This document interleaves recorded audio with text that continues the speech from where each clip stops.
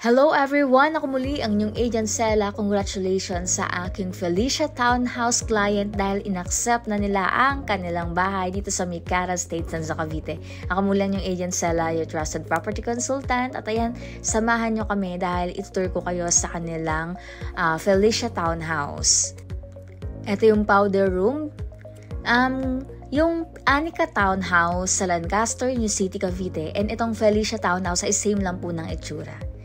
Shout out sa mga taga Phase 6 dito sa Micara. Ayan, kasama ko si husband. At ito nga, may mga plano na sila sa renovation, home improvement ng kanilang bahay. Ito gagawin daw nilang cabinet. O, diba?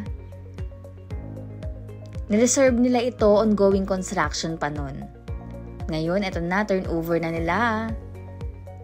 At ito nga si Felicia Townhouse, meron po siyang backdoor for laundry area na pwedeng gawing extension ng inyong kitchen. At sige, dahil nag-uusap-usap pa sila ay aakit na muna tayo. Ito na ang second floor. Meron ditong 2 bedrooms and yung toilet and bath. Ayan, ang lawak ng kanyang toilet and bath, diba?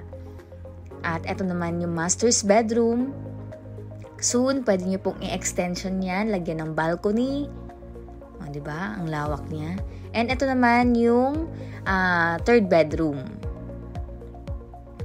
Siya nga pala sa mga interested din po magkabahay, mag-inquire, message po kayo sa akin, lalo na sa FB account ko. Ayan, ito yung ang laki ng parking nila, diba? Pwede nilang i-extend yan.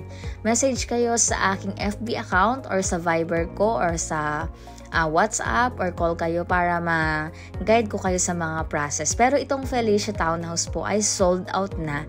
Ang available na lang dito sa Micara, Tanza is yung Portia Townhouse. Yan, sa mga interested, message na.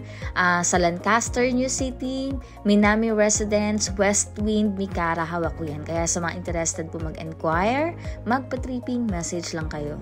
Bye-bye!